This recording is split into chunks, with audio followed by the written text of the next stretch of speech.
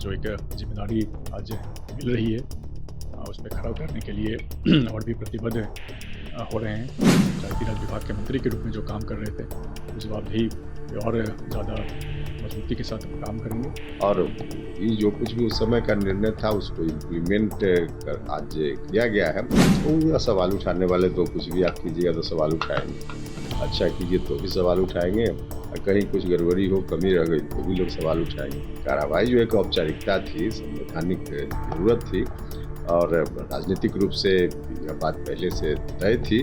विपक्ष के लोग कितना नैतिक हैं अपने आचरण में, व्यवहार में, यह सब लोगों को मालूम है। जो खुद नैतिक हो उसी को नैतिकता की बात करनी चाहिए। माननीय गृह मंत्री, भारत सरकार, भारतीय जनता पार्टी के राष्ट्रीय अध्यक्ष, माननीय मुख्यमंत्री जी, माननीय पूर्व मुख्यमंत्री नीतीश कुमार जी, उपेंद्र कुशवाहा जी, मेरे नेता चिराग पासवान जी, जीतन राम मांझी जी, सभी माननीय नेतागण एनडीए गठबंधन के सभी लोगों का धन्यवाद व्यक्त करना चाहेंगे। जो एक जिम्मेदारी आज मिल रही है उस पर खरा उतरने के लिए और भी प्रतिबद्ध हो रहे हैं।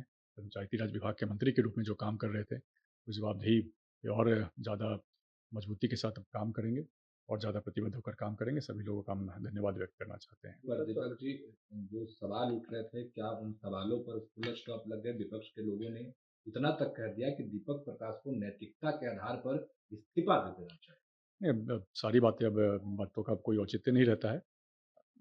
सभी चीज़ें अब औपचारिक रूप से सामने आ गई हैं, तो अब पहले की जो भी बातें थी उनका बहुत औचित्य नहीं है, लेकिन जो भी जवाबदेही मिली है उस पर निश्चित तौर पर और ज़्यादा प्रतिबद्धता के साथ काम करने की आज एक बार फिर से प्रेरणा मिली है और आगे और मजबूती के साथ काम करेंगे। दीपक जी, मामला कोर्ट तक चला गया था, कोर्ट ने राज्य सरकार से जवाब मांगा था। जी, जी। मामला था, लेकिन अब सारी बातें अब इतिहास की बातें हो गई हैं, इन बातों का अब कोई औचित्य नहीं रह गया है। मतलब कि मंत्री के रूप में आगे भी कंटिन्यूअस रहेंगे? जी, जी, बिल्कुल मजबूती के साथ काम करना है। लोगों के प्रति जो जवाबदेही थी मेरी, और ज़्यादा मजबूती के साथ उस जवाबदेही पे।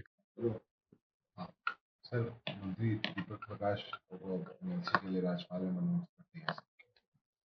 देखिए, यह तो पुराना फैसला था एनडीए का, उस फैसला को इम्प्लीमेंट किया गया है। भारतीय जनता पार्टी, एनडीए के तमाम नेताओं के बीच हम सब लोगों की हुई बातचीत के आधार पे सारी चीज़ें तय थी पहले से। दीपक प्रकाश बिना सदन में गए हुए मंत्री बन रहे थे। उसी वक्त यह बात थी कि सदन में उनको जाना है और ये जो कुछ भी उस समय का निर्णय था उसको इम्प्लीमेंट कर आज किया गया है। और गवर्नर साहब के माध्यम से अभी मनोनयन हुआ है विधान परिषद के सदस्य के रूप में। तो पुराने निर्णय को कार्यान्वित करने के लिए हम आदरणीय प्रधानमंत्री जी, गृह मंत्री जी, राष्ट्रीय अध्यक्ष भारतीय जनता पार्टी नितिन नवीन जी, मुख्यमंत्री जी और एनडीए के तमाम दूसरे नेता जो भी हैं, सब लोगों के प्रति हृदय से आभार प्रकट करते हैं। सब लोग मिलकर हम लोग बिहार को आगे बढ़ा रहे हैं। एनडीए गठबंधन पूरी एकजुटता के साथ काम कर रहा है, आगे भी हम लोग करेंगे। सर, मामला कोर्ट तक चला गया था, सवाल उठने लगे थे। वो सवाल उठाने वाले तो कुछ भी आप कीजिएगा तो सवाल उठाएंगे, अच्छा कीजिए तो भी सवाल उठाएंगे, और कहीं कुछ गड़बड़ी हो, कमी रह गई तो भी लोग सवाल उठाएंगे। उनका क्या है, उठाने। उन लोगों को आज जवाब मिल गया? नहीं, उनके जवाब के लिए थोड़ी कार्रवाई हुई है।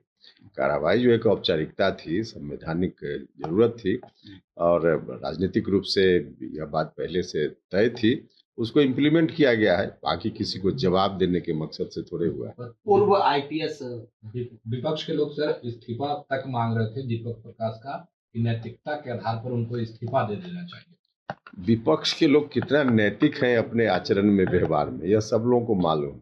जो खुद नैतिक हो उसी को नैतिकता की बात करनी चाहिए। जो रात दिन अनैतिक काम ही कर रहा हो उसको नैतिकता की बात करने का कोई हक अधिकार नहीं है। इसलिए विपक्ष के लोगों के लिए जो भी इस तरह की बात कर रहे थे, उन लोगों के लिए तो निश्चित रूप से एक जवाब है एनडीए की ओर से। विपक्ष के लोगों की बात हम कर रहे हैं क्योंकि उनमें कोई नैतिकता नाम की चीज बची नहीं। चलिए, प्रभातखबर.com, विश्वास वही, रफ्तार नहीं।